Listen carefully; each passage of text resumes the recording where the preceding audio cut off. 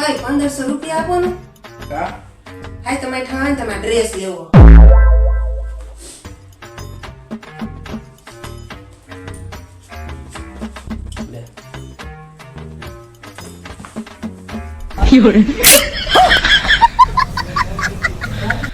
बच गया साला.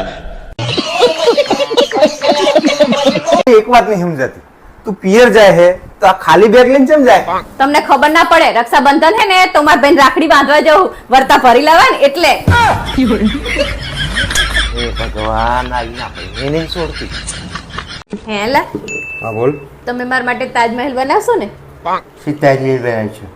હું અહીં ખુદ ભાડાના મકાનમાં રહું તારે તાજમહેલમાં રહેવું છે. તાજમહેલ બનાવી છે.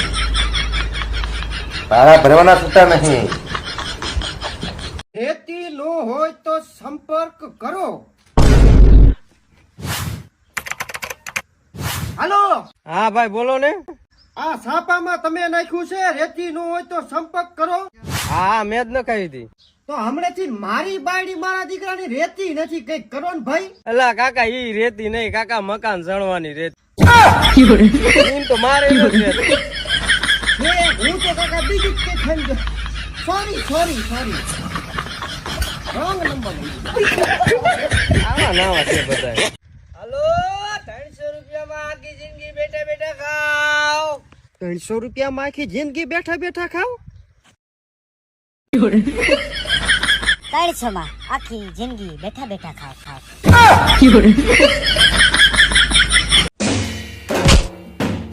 તમે લોટ ક્યાંથી લાવ્યા છો?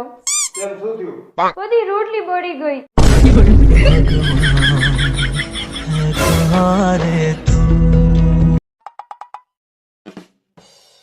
અરે આપણા સમાજના એક ભાઈ મળ્યા હતા, તેમ કહેતા હતા કે તમારા ધ્યાનમાં કોઈ સારી છોકરી હોય તો બતાવજો ને મારા છોકરા માટે.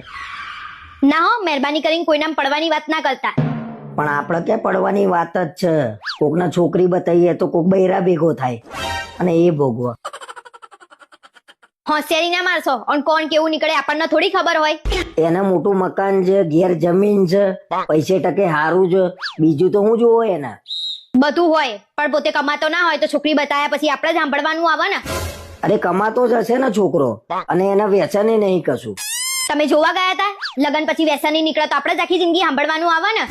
અને લગન પછી એ લોકોને ઝઘડો થાય ને તો એ લોકો એમ જ કે આ લોકોએ બતાવ્યું તું. ભણેલા ગણેલા છોકરાઓ તો કઈ વ્યસની હોતા હશે. હવે તો મને સહેજે વિશ્વાસ ના થાય. તમે મને એમ જ કીધું તું કે હું એન્જિનિયર છું, એક કઈમાં પાસ તો થયા છો નહીં. આ વરી ફરીને મારા ઉપર જ આવે છે છેલ્લે.